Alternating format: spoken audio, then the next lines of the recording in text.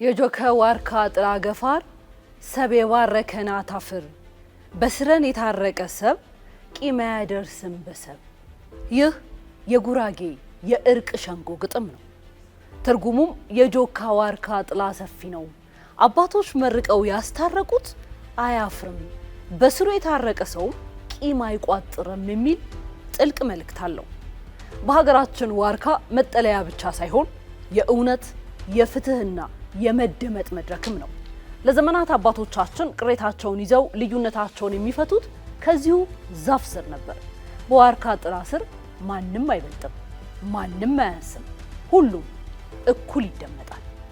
ዛሬስ ሀገራችን በታሪክ አጋጣሚ ሁሉንም አካታ ለመምከር በቆመችበት በዚህ ወቅት ነባሩ የዋርካ ፍልስፍና ለዛሬዋ ኢትዮጵያ ምን ያስተምራል?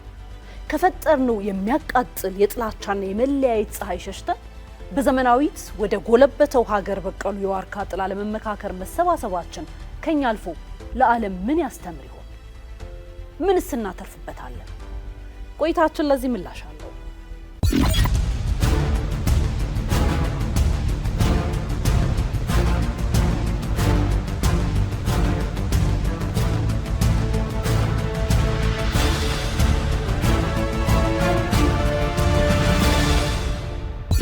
በዜሮ ድምር ፖለቲካ ማህበራዊ ትስስርን በመናድ በአግላይነት ልዩነት ግንብ ሲገነባ፣ የዋርካው ዘይቤ ግን ግንቡን በማፍረስ ትስስርን በማደስና እርቀ ሰላም በማውረድ ላይ ያተኩራል። ጠቅላይ ሚኒስትር አብይ አህመድ በሀገራዊ ምክክር ጉባኤ መክፈቻ ላይ በሚገባ እንዳጎሉት ዋርካው ሁሉንም በእኩልነት የሚያስጠልል ማህበራዊ ፍርድ ቤት፣ ትምህርት ቤትና እርቅ ማዕከል ነው። ከዚህ የዋርካ ጥላ ርቀው በራሳቸው የጠበኝነት ፀሐይ የሚቃጠሉ ጥቂት አካላት ዛሬም የውድመት መንገድን መርጠዋል። ሳይረፍድ ወደ ዋርካው ጥላ መመለስ መቻል ከስሜታዊነት ወጥቶ ወደ ምክንያታዊነት፣ ከጥላቻ ወጥቶ ወደ መደማመጥ መሸጋገር ነው። ይህ የዋርካ ዘይቤ ከሩቅ የሚመጣ ሳይሆን የኛው ሀብት ነው፣ የራሳችን። በሀገራችን የሚገኙ ብሔር ብሔረሰቦች የራሳቸው የሆነ ከዘመን ዘመን የተሻገረና እጅግ የዳበረ የግጭት አፈታትና የምክክር ጥበብ አላቸው። ለአብነት የተወሰኑትን እንመልከት። በኦሮሞ እውነትን በመፈለግና የተበደለን በመካስ ላይ የሚያተኩረው ጃርሱማ፣ በጉራጌ የጋራ ህግጋትን በህዝባዊ ውይይት የሚያወጣው የጆካ ሸንጎ፣ የሲዳማው ሶንጎና የወላይታው ወማ እንዲሁም የአፋሩ መድአና የሶማሌው ሄር። እነዚህን ለአብነት ያህል ጠቀስን እንጂ ኢትዮጵያ በየብሔሩ መሰል ግጭትን የምትፈታበት ተመካክራ የምትሸመግልበት በርካታ ስርዓቶች አሏት። እነዚህ ሁሉ ደግሞ ደም መፋሰስን በፍጥነት በማስቆም ማህበራዊ ውልን የሚያጠናክሩ ጠንካራ እሴቶቻችን ጭምር ናቸው።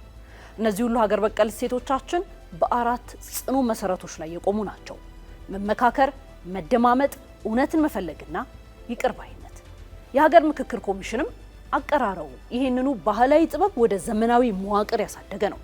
የህዝብ ተወካዮች ምክር ቤት በአዋጅ ቁጥር 1236/2014 ያቋቋመው የኢትዮጵያ ሀገራዊ ምክክር ኮሚሽን ከውጭ የተኮረጀን ቀመር ሳይሆን የራሳችንን ባህል መሰረት ያደረገ መፍትሄ ይዞ ብቅ ብሏል።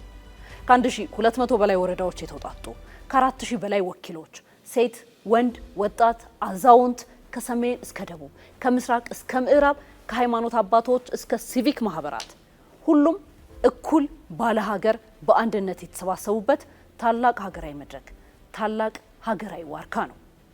ዋና ዓላማው መሸናነፍ ሳይሆን በአግባቡ ተደማምጦ በጋራ ሀገራችን እንድታሸንፍ ማድረግ ነው። የኢትዮጵያ ሀገራዊ ምክክር ኮሚሽን እስካሁን ያከናወነው ተግባር አንድ ትልቅ አፍራሽ ትርክትን የሰበረ ነው። ኢትዮጵያውያን በራሳቸው ተመካክረው መፍትሄ ማምጣት አይችሉም የሚለውን አስተሳሰብ ሰብሯል። ህዝባችን ጦርነት ሰልችቶታል፣ ሰላም ናፍቆታል። መንግስትም ከዚህ ታሪካዊ ምክክር መድረክ የሚወጣውን ምክረ ሀሳብ ውጤት በዕለታዊ አሰራር ውስጥ ለማዋሃድ ፖለቲካዊ ቁርጠኝነቱን በሚገባ አሳይቷል። አሁን ከፊታችን አንድ ብሩህ ተስፋ አለ።